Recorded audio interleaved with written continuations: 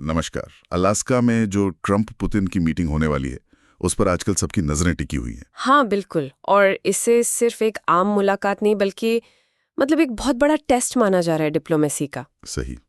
आज हमारे पास ना इसी बैठक पर एक काफी गहरा विश्लेषण है, तो आज हम उसी की चीर-फाड़ करेंगे देखेंगे कि उसमें क्या है। हाँ, और ये विश्लेषण उन चीज़ों को देखता है, वो रणनीतियाँ, वो चुनौतियाँ जो इस बैठक के लिए अहम है, खासकर यूक्रेन के मामले में। तो चलिए शुरू करते हैं, समझने की कोशिश करते हैं कि भाई इस मीटिंग से क्या उम्मीद की जा सकती है और क्यों कुछ एक्सपर्ट्स अच्छे रिजल्ट की उम्मीद कम ही लगा रहे हैं। पुतिन की क्या चालें हो सकती हैं और ट्रंप के लिए वो जो 2018 हेलसिंकी में हुआ था, उसे सीखने की क्या चुनौती है। बिल्कुल। और यूक्रेन का मुद्दा तो खैर सेंटर में रहेगा ही।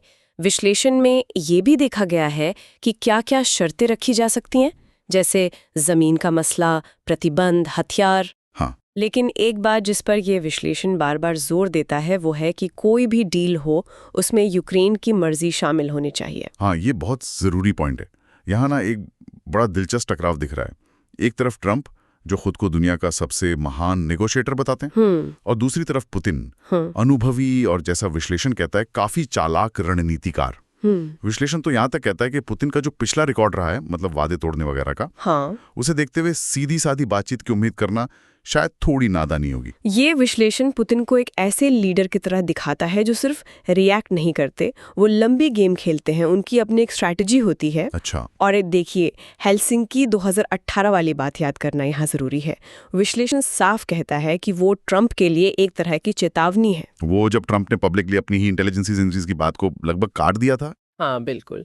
और पुतिन के इस दावे को मान लिया था कि रूस ने अमेरिकी चुनावों में कोई दखल नहीं दिया। ये दिखाता है कि पुतिन कैसे नैरेटिव को अपने हक में मोड़ सकते हैं। तो इस बार ट्रंप को ज्यादा सावधान रहना होगा, ज्यादा तैयारी करनी होगी। ये तो बहुत अहम बात है। अब आते हैं यूक्रेन पर।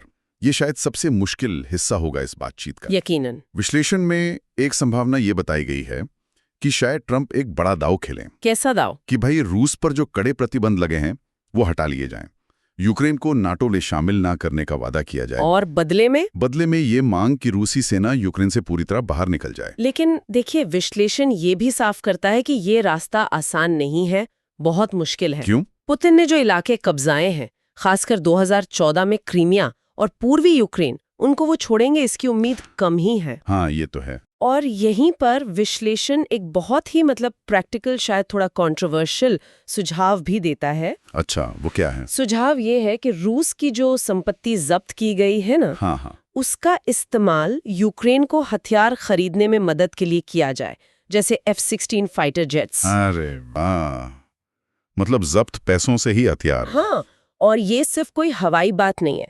विश्लेषण कहता है कि अमेरिकी कानून के दायरे में ये मुमकिन है, तो ये सिर्फ कल्पना नहीं, एक ठोस डिप्लोमेटिक टूल बन सकता है। ये तो वाकई काफी अलग और ध्यान खींचने वाली बात है। मतलब डिप्लोमेसी के साथ साथ एक तरह का प्रेशर भी। बिल्कुल। और विश्लेषण का एक और जो मुख्य तर्क है, जिसकी तरफ आप पहले भी इशारा कर रही थी, वो यूक्रेन की भूमिका वाला। हाँ, और इस पर विश्लेषण बहुत बहुत ज्यादा जोर देता है कि कोई भी शांति समझौता अगर टिकाऊ बनाना है और नैतिक रूप से सही रखना है, तो उसमें यूक्रेनी लीडरशिप, मतलब राष्ट्रपति ज़ेलेंस्की और वहां की जनता, उनकी सहमति जरूरी है, अनिवार्य है। या विश्लेषण 1938 के म्यूनिख समझौते की याद दिलाता है ना? हाँ बिल्कुल, म्यूनिख का वो कड़वा सबक, जहां चेकोस्लोवाकिया की किस्मत का फैसला उसकी गैर मौजूदगी में ही कर दिया गया था, जिसे बाद में तुष्टीकरण की एक विनाशकारी नीति माना गया। सही कहा। विश्लेषण का तर्क यही है कि अगर यूक्रेन को बातचीत की मेज से दूर रखा गया तो ये इतिहास की वही भयानक गलती दोहराने जैसा होगा।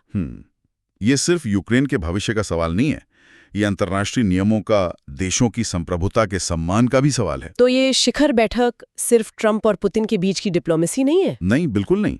जैसा कि विश्लेषण कहता है, ये ट्रंप की इस बात की भी परीक्षा है कि वो इतिहास से कितना सीखते हैं और क्या वो इन मुश्किल नैतिक सवालों को संभाल पाते हैं। तो कुल मिलाकर जो बड़ी बातें निकल कर आ रही हैं वो ये है कि ये अलास्का मीटिंग सिर्फ फोटो खिंचवाने का मौका नहीं है। नहीं, कहीं ज्यादा है, लिए एक अहम मोड़ हो सकता है। बिल्कुल, पुतिन की रणनीति को हल्के में लेना खतरनाक हो सकता है और ट्रंप को बहुत सधीवी, बहुत केयरफुल डिप्लोमेसी दिखानी होगी। और यूक्रेन का मुद्दा सिर्फ एक लोकल झगड़ा नहीं है, ये इंटरनेशनल सिस्टम के उसूलों से जुड़ा है। हाँ, और वो जो जब्त संपत्ति वाला आइडिया है वो दिखाता है कि शायद कुछ हटकर सोचने की जरूरत है, नए समाधान खोजने की कोशिश हो रही है। लेकिन सबसे बड़ा सबक जो इस विश्लेषण से बार बार उभर रहा है वो यही लगता है कि जिसके सिर पर बीत रही है यानी यूक्रेन, उसकी आवाज सुने बिना शांति थोपी नहीं जा सकती। बिल्कुल, ऐसा कोई भी समझौता न सिर्फ नाइंसाफी होगी बल्कि शायद टिकेगा भी नहीं, अस्थिर होगा। अंत में विश्लेषण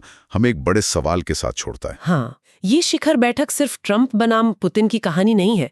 ये इस बात का आईना है कि आज की डिप्लोमेसी को कितने नाजुक संतुलन साधने पड़ते हैं। किस तरह के संतुलन? अपने देश के हित, दुनिया में स्थिरता की जरूरत और नैतिक जिम्मेदारियां जैसे कि तुष्टीकरण से बचना और जो सबसे ज्यादा प्रभावित है उनकी आवाज को अहमियत देना, इन सब के बीच। और अब देखना ये होगा कि अलास्का में ये संतुलन कैसे साधा जाता है, या शायद बिगड़ जाता है। दुनिया की नजरें वहीं रहेंगी।